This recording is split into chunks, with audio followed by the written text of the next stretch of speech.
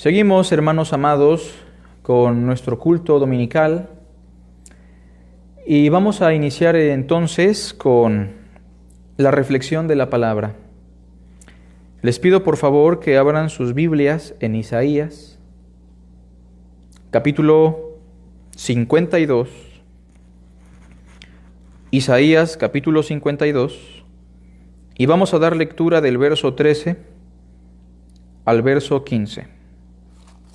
Repito, Isaías, capítulo 52, del verso 13 al verso 15. Antes de dar lectura a los textos que acabo de mencionar, debería explicarles cosas importantes sobre el libro del profeta Isaías. De lo más importante es que estamos en un documento que fue escrito alrededor de 750 años antes de la llegada de Cristo. También es importante mencionar que Isaías es el libro profético que más énfasis hace sobre la venida del Mesías. De hecho, tendrá tantas profecías que en el Nuevo Testamento el profeta más citado para referirse a la obra de Cristo será precisamente Isaías. Y es el capítulo 52 y capítulo 53 de Isaías la acrópolis o el punto culminante de lo que será la profecía mesiánica en labios y en la escritura del profeta Isaías. Y es por eso que durante algunas semanas estaremos reflexionando sobre estos asuntos tan importantes del capítulo 52 y el capítulo 53. Porque estamos ante un capítulo que probablemente sea el capítulo más importante del Antiguo Testamento en referencia a nuestro Señor Jesucristo. Es el capítulo que, a mi parecer, más detalles nos da sobre lo que iba a pasar con nuestro Señor. Es el capítulo más completo en cuanto a la obra de redención que Cristo vino a hacer en este mundo. E incluso nos atrevemos a decir que si no tuviéramos los evangelios sinópticos, si no tuviéramos el Nuevo Testamento, Isaías capítulo 52 y capítulo 53 serían suficientes como para tener un marco general o un panorama de lo que fue la obra de salvación que realizó nuestro Señor Jesucristo. Y es por eso que algunas personas, algunos eruditos, incluso se atreven a decir que el capítulo 52 y 53 de Isaías sería como el Evangelio de Isaías.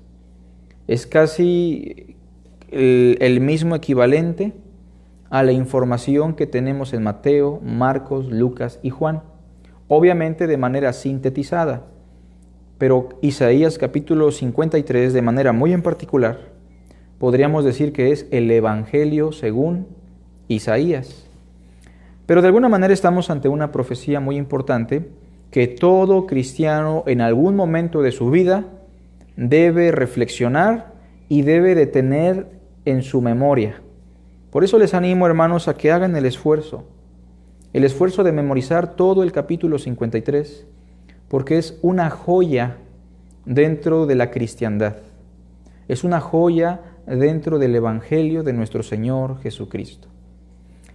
Desde mi perspectiva, hoy estamos parados ante la sección más importante, más medular y más valiosa del profeta Isaías, y por no exagerar, de todo el Antiguo Testamento.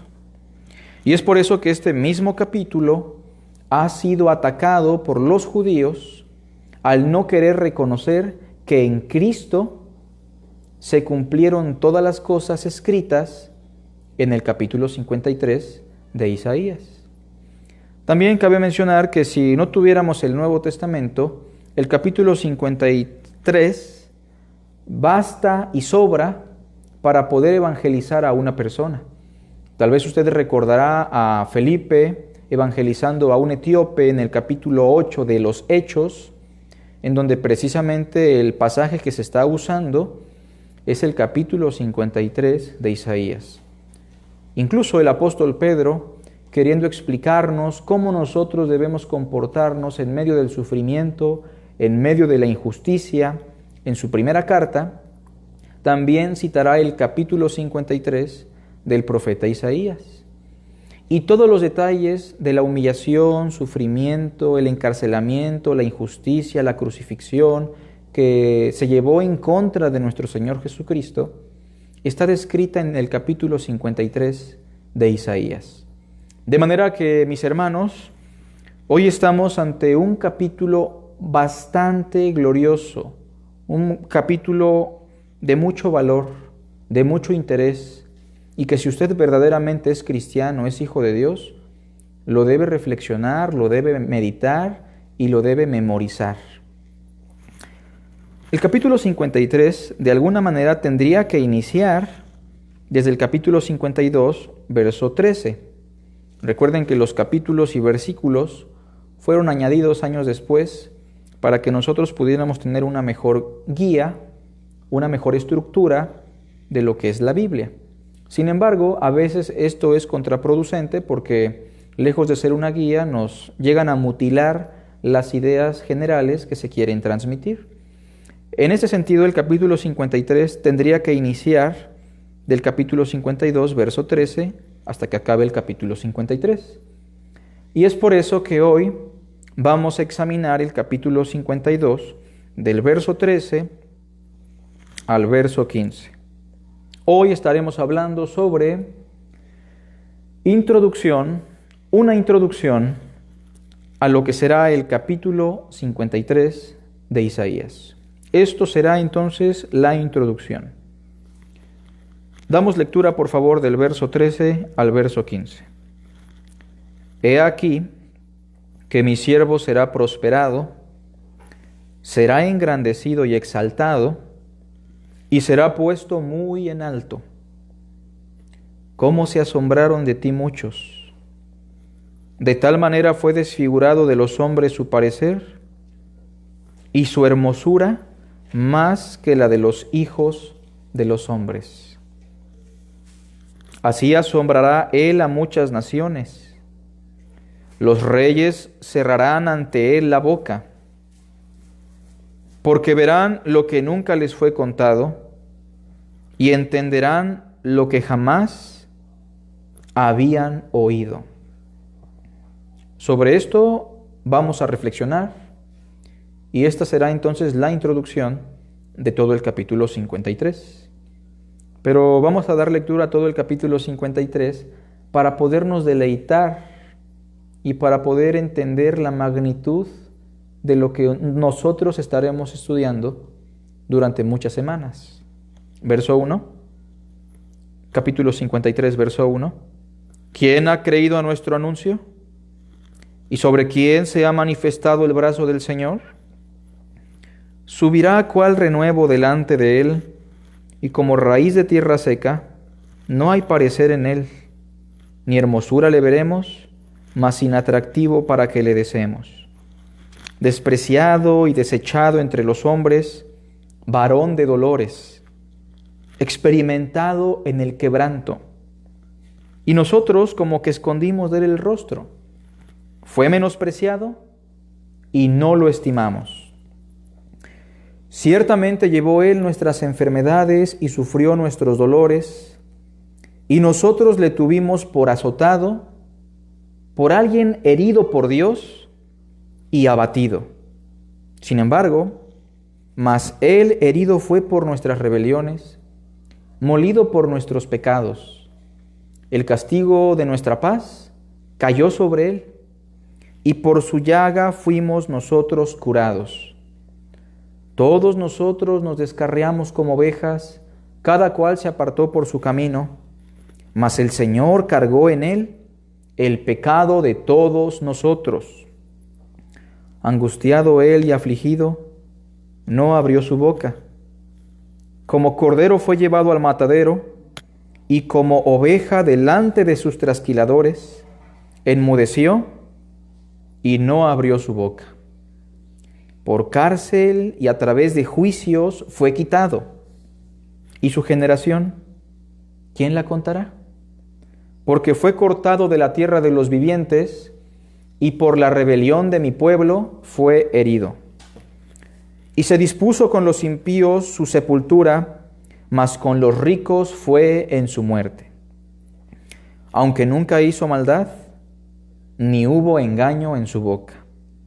Con todo eso, el Señor quiso quebrantarlo, sujetándole a padecimiento. Cuando haya puesto su vida en expiación por el pecado, verá linaje, vivirá por largos días, y la voluntad del Señor será en su mano prosperada. Verá el fruto de la aflicción de su alma y quedará satisfecho.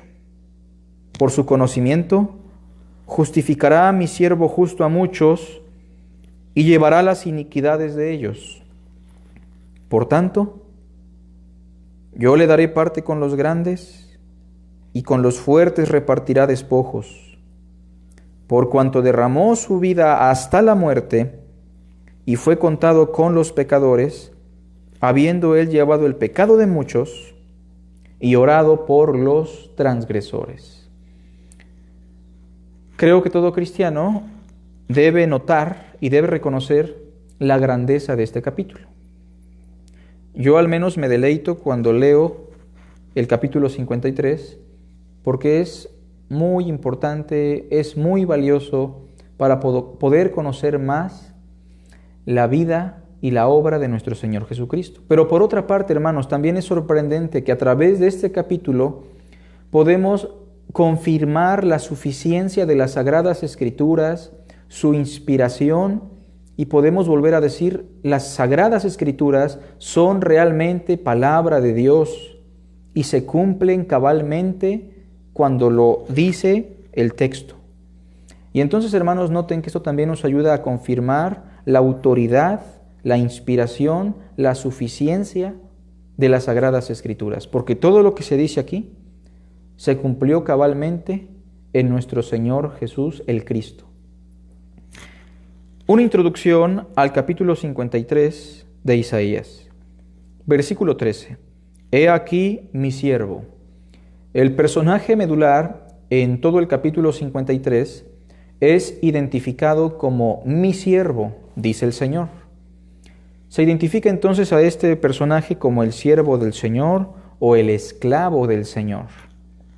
Aparece en el versículo 13 como mi siervo y también aparece en el capítulo 53, versículo 11, verá el fruto de la aflicción de su alma y quedará satisfecho.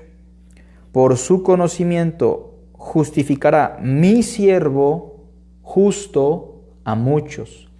De manera que a nuestro Señor, el Cristo, en este capítulo obviamente no se le identifica como Jesús, ni como el Cristo, ni como el Dios hecho carne. El título en sí que tenemos en este capítulo es el siervo del Señor. Y precisamente me parece que por ahí tenemos un subtítulo en la Reina Valera 60 que lo identifica como los sufrimientos del siervo de Jehová. Y no está mal porque de alguna manera se habla de un sufrimiento.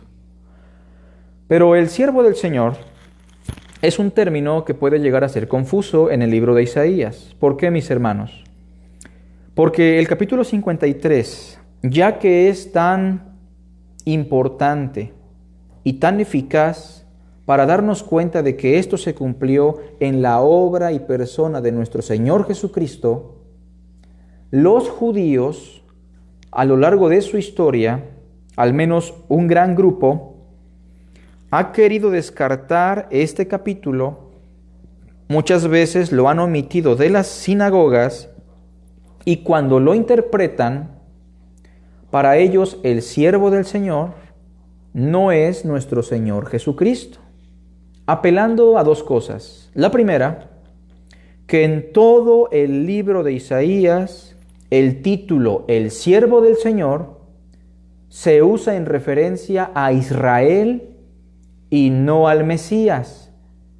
Esa sería entonces la primera objeción de los judíos al querer desacreditar a nuestro Señor Jesucristo como el cumplimiento de este capítulo. Ellos dirán, a ver, aquí el siervo del Señor no es Jesucristo para empezar, no es Jesús de Nazaret, porque en todo el libro de Isaías el título siervo del Señor se usa en referencia al pueblo de Israel.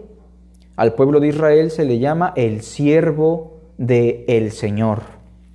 Y tienen razón en cierta medida, porque gran cantidad de todo el libro de Isaías le llama al pueblo de Israel como el siervo de Jehová. Vean conmigo un ejemplo. Capítulo 43, versículo 10. 43:10 nos dice: vosotros sois mis testigos, dice el Señor. Aquí se está refiriendo al pueblo, si ustedes leen el contexto. Ustedes, los judíos, los israelitas, son mis testigos, dice el Señor, y también mi siervo que yo escogí. Se usa una figura de relación conocida como la sinécdoque, en donde para referirse a todo el pueblo de los israelitas se les llama mi siervo. Y entonces, hermanos, en este texto, sin duda alguna, a los israelitas se les llama el siervo del Señor. Sin embargo, no es la única vez, porque tenemos algunos otros textos, como Isaías 44, versículo 1. Vean cómo inicia diciendo: ahora pues, 44:1, oye Jacob, Israel, ¿no? Siervo mío, y tú, Israel, a quien yo escogí. Es muy claro entonces que los rabinos o los judíos en este punto, en cierta medida, en cierta parte, tienen razón. Pero no tienen la razón en todo, porque no siempre en Isaías se le llama siervo a Israel. En muchas otras ocasiones también se le llama siervo a Jesús, el Mesías. Vean conmigo Isaías 42, versículo 1. He aquí mi siervo, otra vez el siervo, he aquí mi siervo, yo le sostendré, mi escogido, en quien mi alma tiene contentamiento. He puesto sobre él mi espíritu, él traerá justicia a las naciones. No sé, hermanos, si esto es importante mencionarlo, creo que sí lo es, pero esto se cumple precisamente en el bautismo de nuestro Señor Jesucristo. Cuando Juan el Bautista en el Jordán lo bautiza, Dios el Padre dice las mismas palabras: este es mi Hijo amado, en quien mi alma tiene contentamiento. Y en ese mismo contexto el Espíritu Santo viene a morar sobre Cristo para poder traer justicia a las naciones. De hecho, en ese mismo momento Cristo dijo: hazlo, porque es necesario que así cumplamos con toda justicia. Citando precisamente al profeta Isaías capítulo 42, en donde se está mencionando no a Israel, sino a aquel personaje futuro llamado el Mesías, el siervo de Dios, sobre el cual vendría el Espíritu Santo. Ahora, hermanos, si notan conmigo, el capítulo 52 inicia diciendo: mi siervo. He aquí mi siervo, capítulo 52, verso 13. Algunos judíos entonces llegan a reconocer que no siempre se puede referir al pueblo de Israel. Y entonces algunos dirán: este capítulo, en donde se habla de un siervo de Dios, no puede ser en referencia a Israel por tales razones. Sin embargo, por el parentesco que hay en este capítulo con algún otro capítulo del profeta Jeremías, sin duda alguna, el siervo sufriente que se menciona en el capítulo 53 debe ser el profeta Jeremías. Hagamos una comparación entre Isaías 53, versículo 7, y no pierdan ese capítulo y ese versículo, porque lo vamos a comparar con Jeremías, capítulo 11, versículo 19. Y noten, hermanos, cómo hay una semejanza de lenguaje entre ambos capítulos.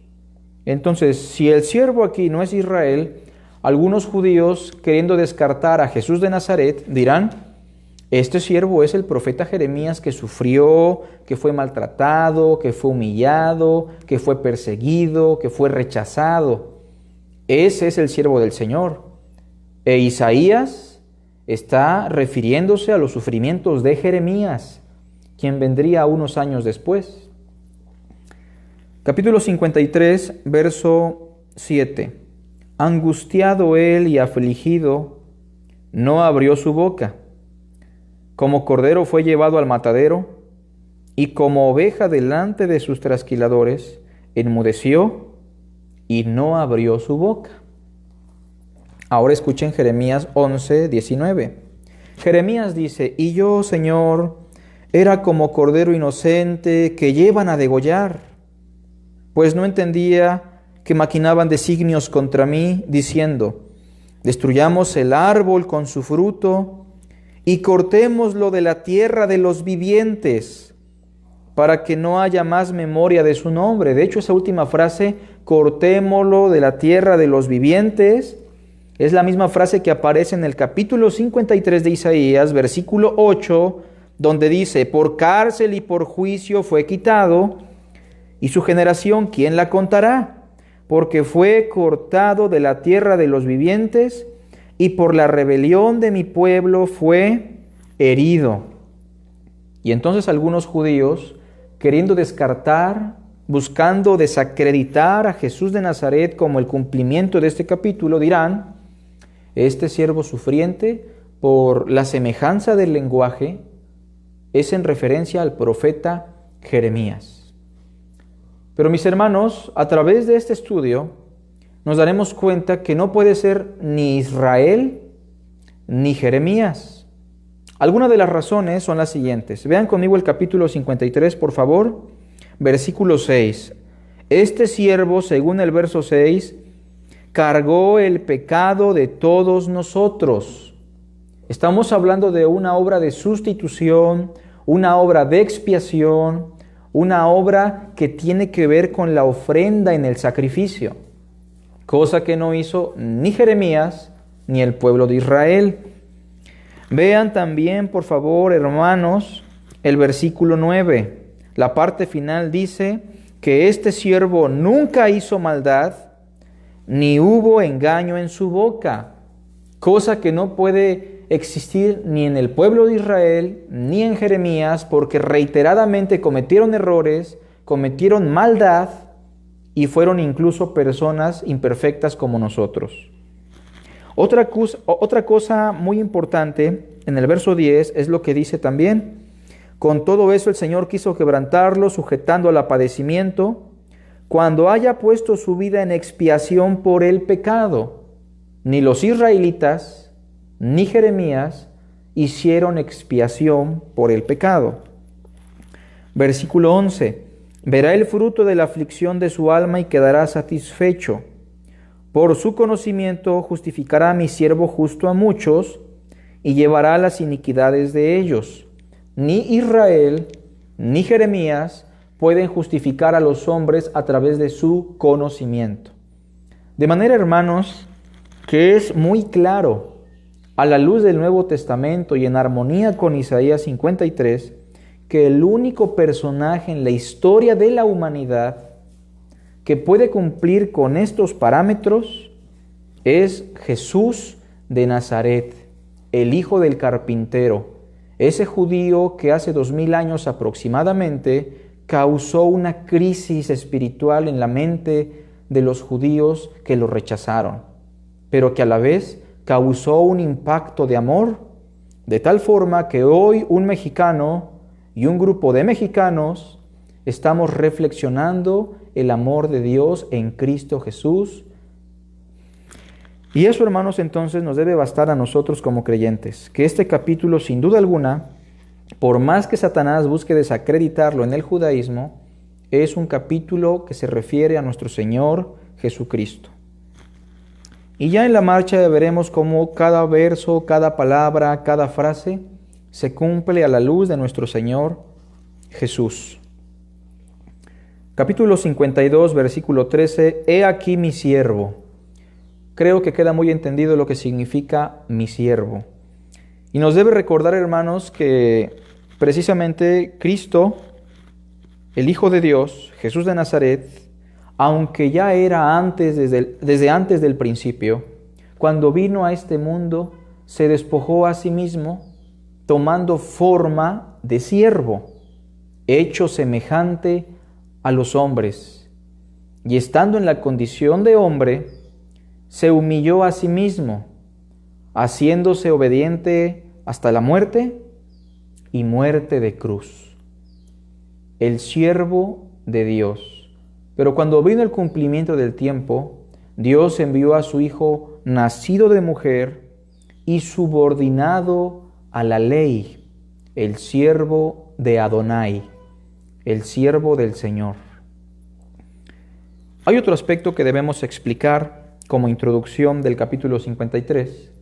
Vamos a dar lectura del verso 13 al 15 de nuevo.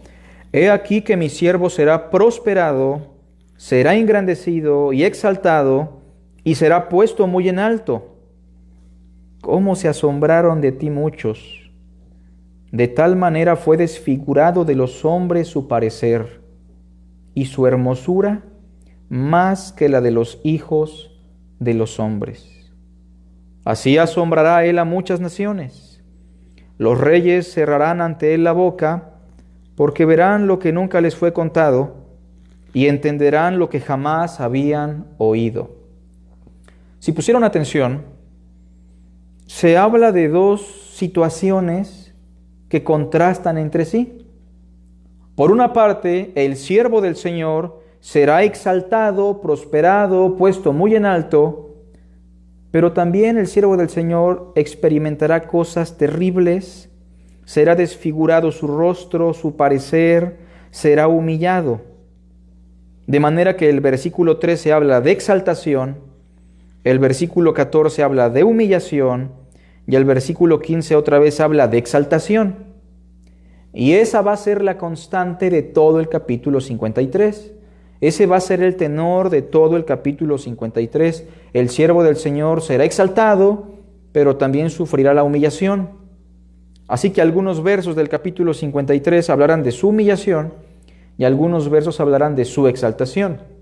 Por ejemplo, capítulo 53, versículo 3 dice: despreciado y desechado entre los hombres, varón de dolores, experimentado en quebranto, y como que escondimos de él el rostro, fue menospreciado y no lo estimamos.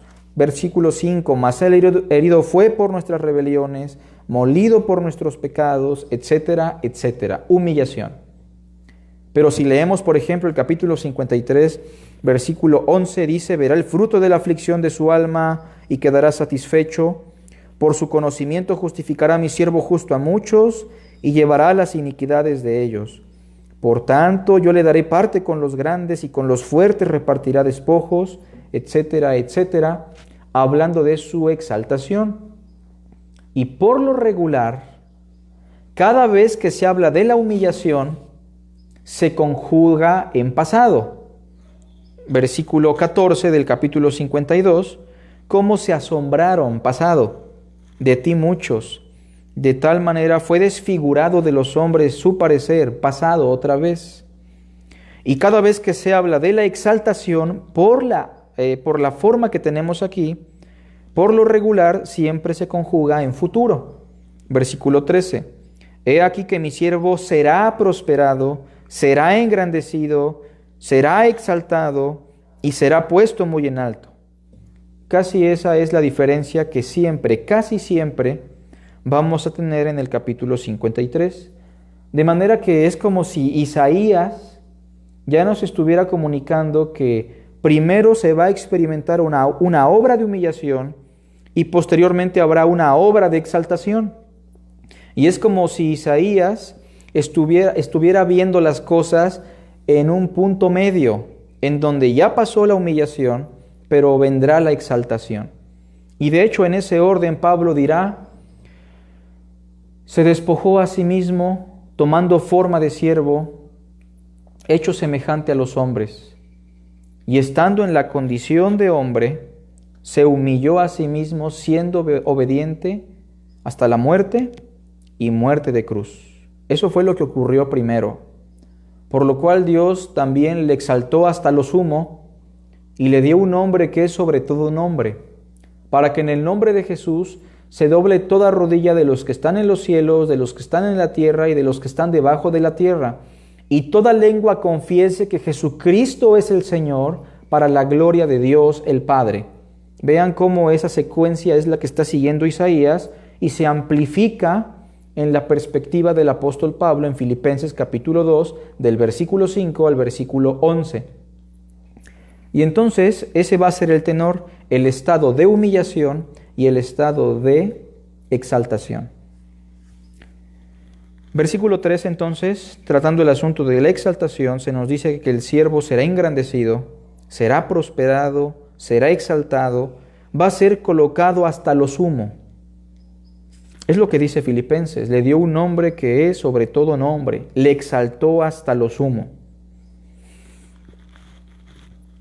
Pero por otra parte, el versículo 14, hermanos, nos menciona algo sobre la humillación que tiene que ver con la desfiguración que los judíos, los príncipes de Israel y los romanos van a propiciar sobre nuestro Señor Jesucristo, que para nosotros obviamente eso ya ocurrió.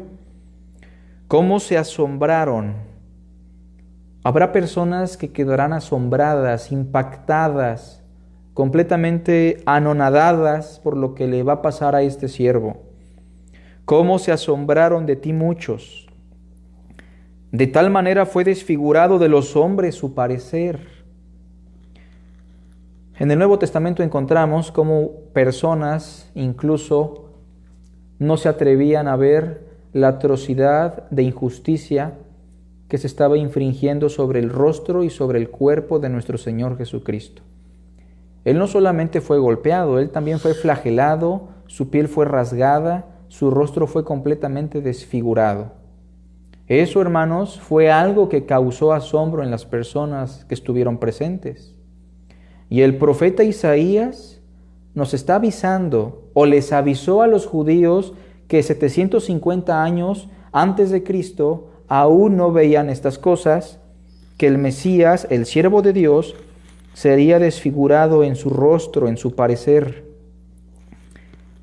Y en el versículo 14, hermanos, al final dice que aunque fue desfigurado su parecer, su cuerpo, su físico, su rostro, aunque fue flagelado y sufrió las consecuencias más terribles por predicar la verdad y redimir a los hombres, Isaías dice en el verso 14 al final que aún con todo eso, su hermosura es más que la de los hijos de los hombres, que su hermosura no se puede comparar con ningún otro ser humano. Y mis hermanos, no se está refiriendo al físico de nuestro Señor Jesucristo, se está refiriendo a una hermosura que ni usted ni yo poseemos, que ningún otro ser humano ha poseído jamás.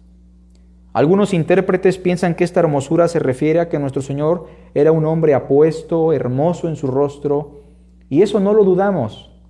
Puede ser que así fue, pero por el contexto de Isaías, su hermosura no radicaba en eso. Su hermosura radicaba en una virtud que ningún otro ser humano poseía.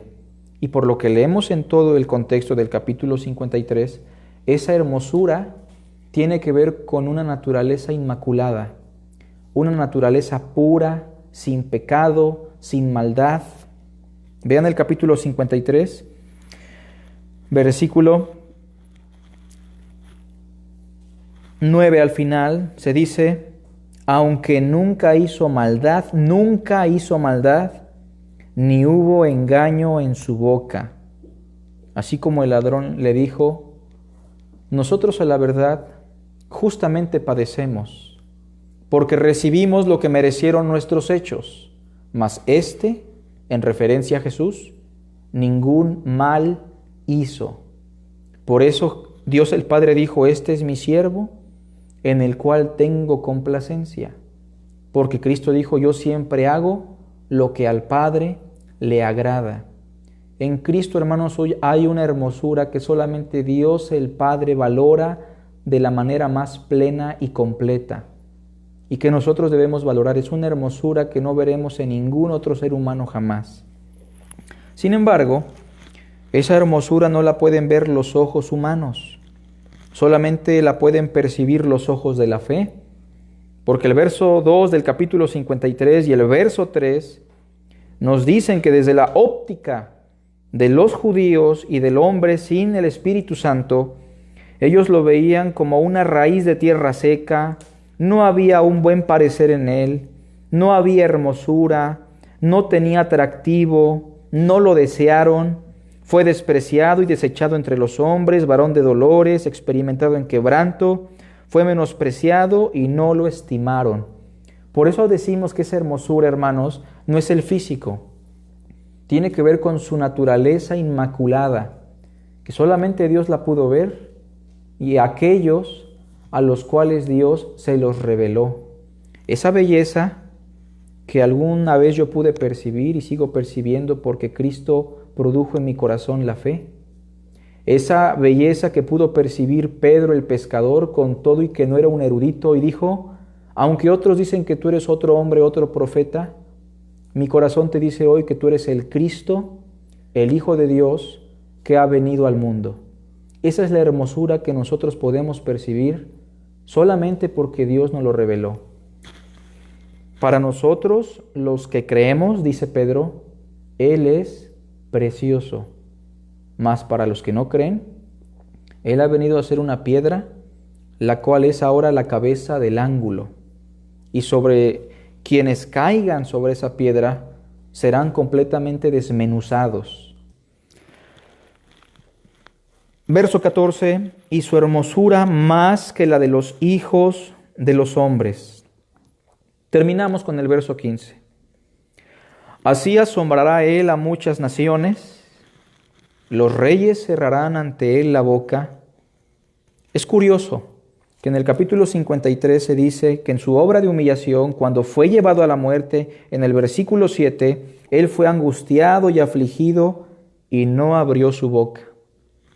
Pero llegará el momento en el cual él asombrará a muchas naciones y los reyes cerrarán ante él la boca. Así como su desfiguración física provocó asombro a algunas personas, así su exaltación provocará asombro a muchas naciones. Y así como él en algún momento cerró la boca, los reyes de la tierra en algún punto ante él cerrarán la boca. ¿Por qué? Verso 15. Porque por primera vez verán lo que nunca les fue contado, y por primera vez entenderán lo que jamás habían oído. Esto, mis hermanos, no es algo que se vaya a cumplir en un futuro. Estrictamente hablando, es algo que ya se empezó a cumplir. Cada vez que usted o yo le predicamos a alguien la verdad de Cristo, aunque ellos no pudieron percibir su hermosura en un principio, aunque ellos no pudieron percibir la virtud y la grandeza del siervo del Señor Jesús de Nazaret, a través de la predicación de la verdad y del Evangelio, por primera vez verán lo que nunca les fue contado y entenderán lo que jamás habían oído.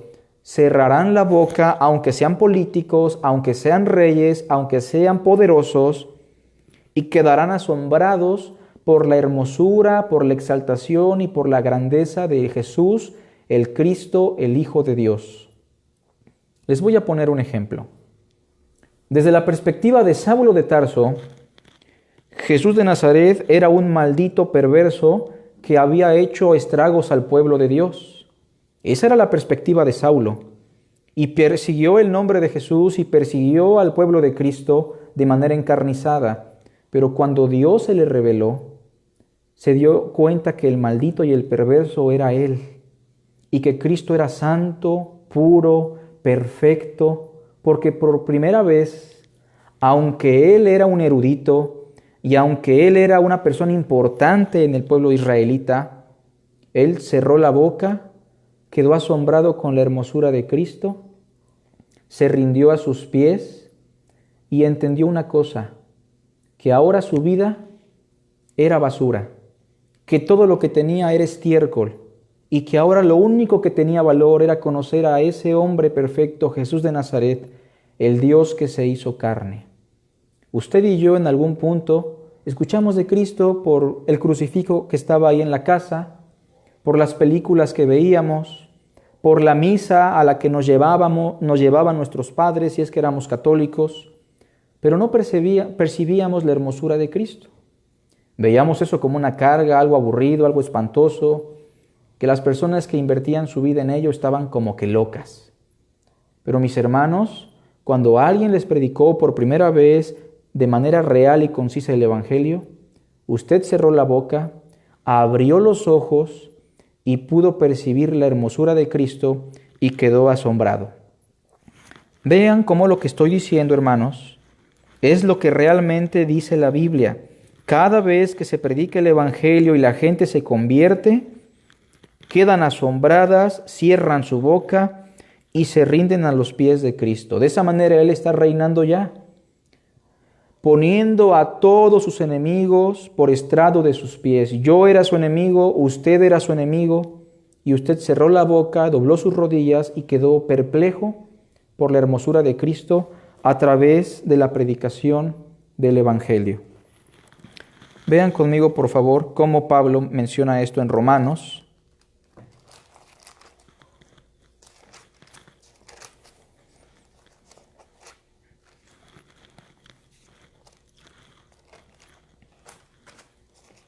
Busquen la carta a los Romanos, por favor, capítulo 15.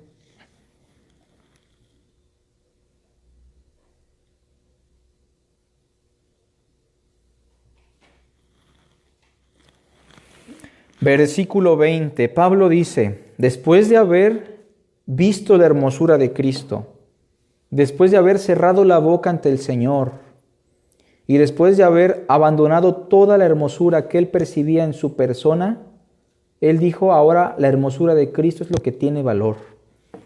Se dedicó a Cristo, fue un predicador a los gentiles, un apóstol que sufrió y que dio todo por el Señor Jesucristo, quien realmente es hermoso y valioso.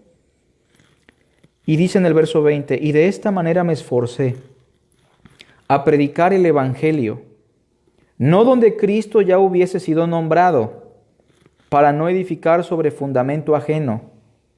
Verso 21, sino como está escrito en Isaías 52, verso 15, aquellos a quien nunca les fue anunciado acerca de él, verán, y los que nunca han oído de él, entenderán.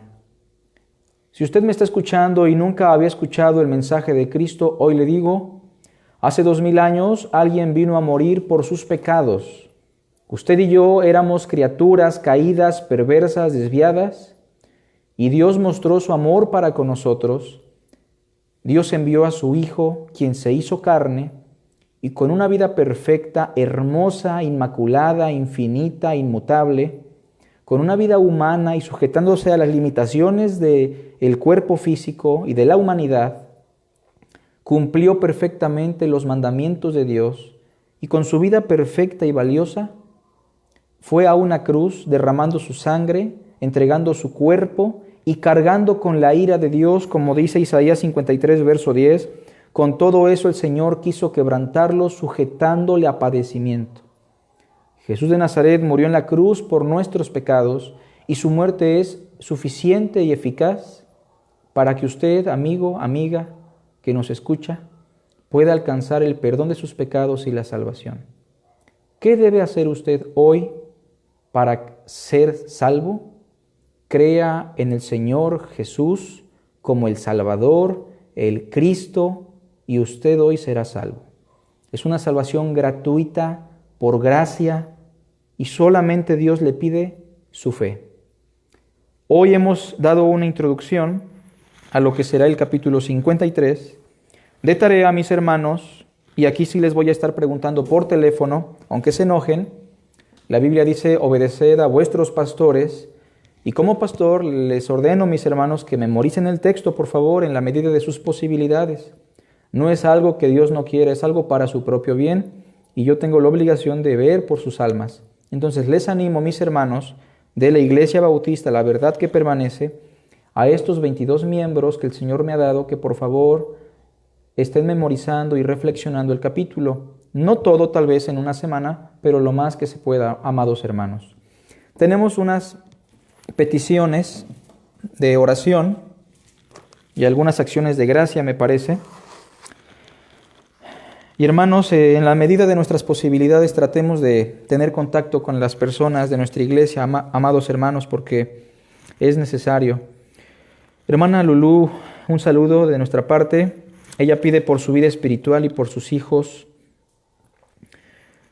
Todos conocemos a nuestra hermana, estemos orando por ella. Hermana, le amamos en Cristo y trataremos de acercarnos para también instruirle. Estemos orando, hermanos, por ella. Por nuestra hermana Laura, por sus hijas, su salud. Hermanita, también la extrañamos, queremos pasarla a saludar. Y pedimos también por su familia, ¿verdad? Por Carlos Pérez Abarca y por Olga Alarcón, Carlos Pérez Alarcón.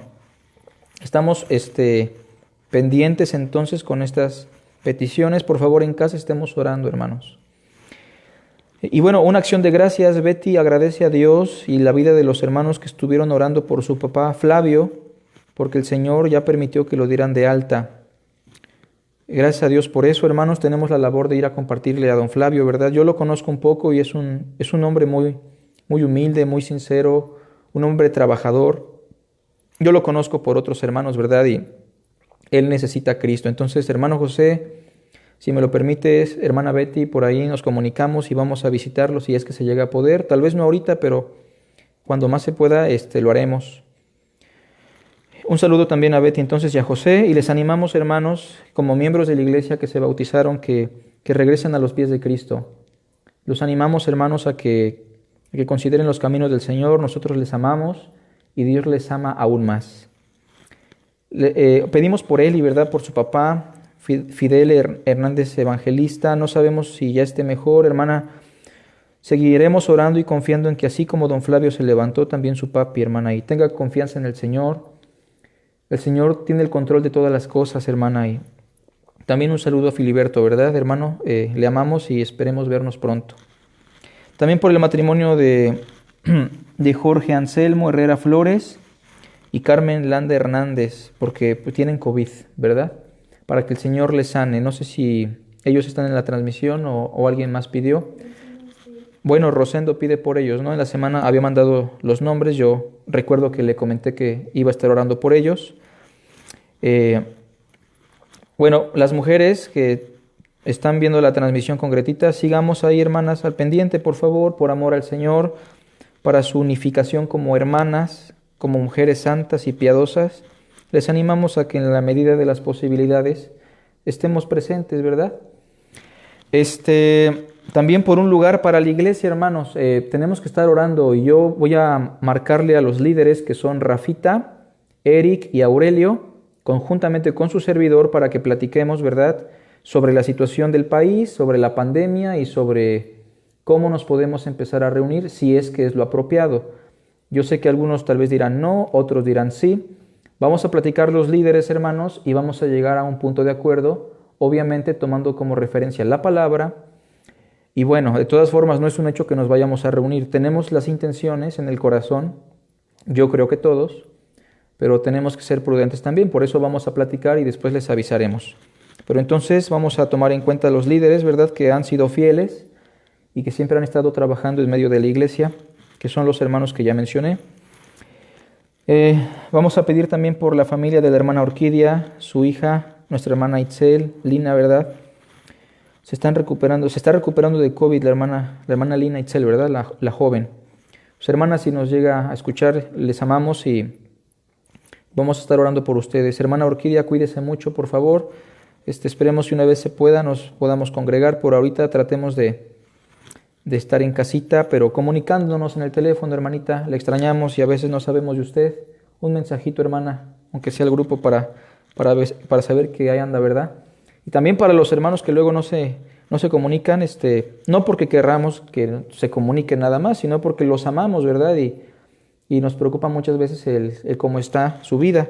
Sabemos que todos estamos pasando por momentos difíciles, tanto en la economía, la salud, espiritualmente también nos ha afectado, pero pues al menos, hermanos, una llamadita échenle a la hermana Orquídea también, porque nada más la visito yo cuando puedo, y los demás también tienen la obligación de llamarle a los hermanos. Por la salud de la hermana Carmen, hermana, seguiremos orando por usted, específicamente no dice que tiene, ¿verdad, Gretita?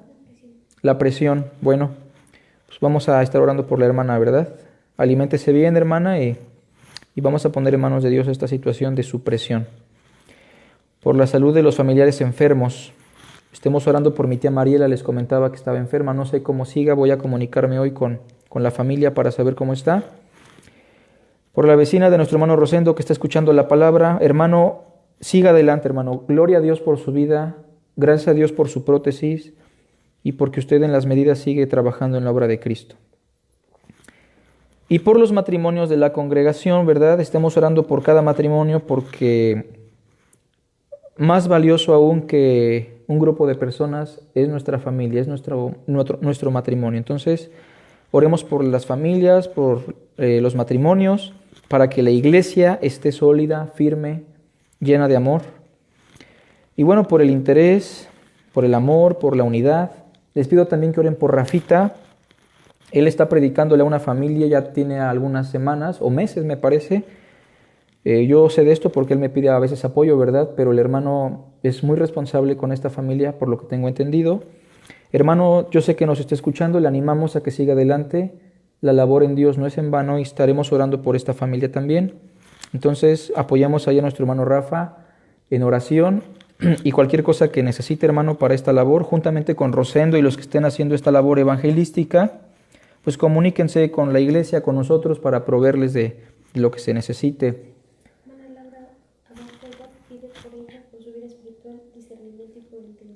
¿Cómo no? Estaremos orando también por eso, por la iluminación y discernimiento de nuestra hermana Laura. Laura Barca, ¿verdad? Ya sabemos que tenemos dos Lauritas.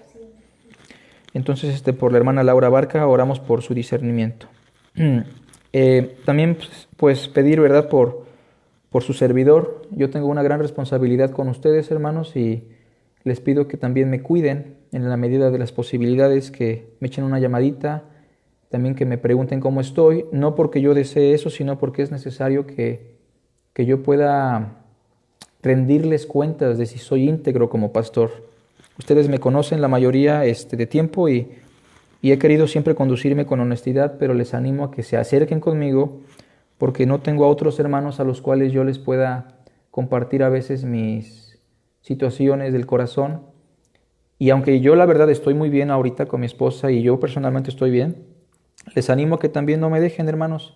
Yo, al igual que ustedes, necesito de hermanos que me ayuden, ¿verdad? O me cuiden para que yo como pastor siga en el tenor de la verdad, la honestidad y lo que Dios quiere, ¿va? Bueno, hermanos, pues es todo lo que tenemos aquí en las peticiones. Vamos a hacer una oración general y les animo a que sigamos creciendo en el conocimiento de Dios. Por ahí tenemos a dos familias. Una, nuestro hermano Julio Contreras, que está en Chavarrillo. No sé si el hermano nos está viendo. Hermano, le mandé un mensajito por ahí. Espero que se encuentren mejor. Estamos orando por su vida, para que Dios les dé consuelo. Sabemos que falleció su mami. Por ahí estuvimos hace una semana con ustedes. Pero bueno, hermanos, ustedes ya son parte de este grupito. Se han integrado a la iglesia, aunque sea virtualmente, porque no hay ahorita forma de congregarnos. Pero hermano, considere que le amamos y queremos conocerlo más. Y bueno, estamos al pendiente de usted, hermano. También nuestra hermana Virgen de Lourdes, ¿verdad? Y bueno, el Virgen de Lourdes Camerina, Christopher, ¿verdad? Se llama Christopher, el muchacho al que yo voy a visitar, un amiguito. Les amamos, hermanas. Yo sé que al menos la hermana Virgen Lourdes tiene intenciones de escuchar la palabra con nosotros, ahorita que no hay otra forma. Christopher, lo amamos y estamos ahí compartiéndole la palabra, un jovencito que me recuerda mucho a mí cuando yo estaba, ¿verdad?, a esa edad, escuchando la palabra. Ayúdenme, hermanos, a orar por ellos para que Christopher, sobre todo, llegue a los pies de Cristo, su abuelita pueda tener sabiduría. Y pues gracias a Dios por la hermana Camerina que está allá en Tigrillos. Un saludo, hermana, le amamos y siga adelante en la obra de Cristo. Sin más por el momento, hermanos, las ofrendas es un punto importante. No hemos recaudado ofrendas por meses. No se necesita de manera inmediata para algo porque pues, creo que todos hasta ahorita hemos tenido lo necesario por mano del Señor. Se ha gastado un poco, ¿verdad?, en algunas necesidades que han surgido. De todas formas, no había mucho en la ofrenda. Pero les animamos, hermanos, a que lo empiecen a juntar en su casita porque en cuanto necesitemos un lugar, pues vamos a necesitar muchas veces dar un dinerito a la persona que nos llegue a rentar, en caso de que se llegue a rentar. Pero de todas formas, para que no nos agarre en bajada cualquier situación, estemos apartando en casita lo que le ofrendamos a Dios. ¿Sale? Pues vamos a hacer una oración. Padre, gracias por tu amor, tu misericordia. Te pido por todas estas peticiones, estas almas hermosas que tú amas, Señor. Toma el control de sus situaciones, sus vidas, y ayúdale, Señor, por favor, a salir adelante con la gracia de Cristo. Todo esto que hemos leído, mencionado, Señor, situaciones de evangelismo, de enfermedad, acciones de gracias, problemas en la familia, todo esto, Padre, lo ponemos en tus manos y en casa seguimos orando por esta lista. Te lo rogamos en Cristo nuestro Salvador. Amén. Que Dios les bendiga, hermanos. Estamos despedidos.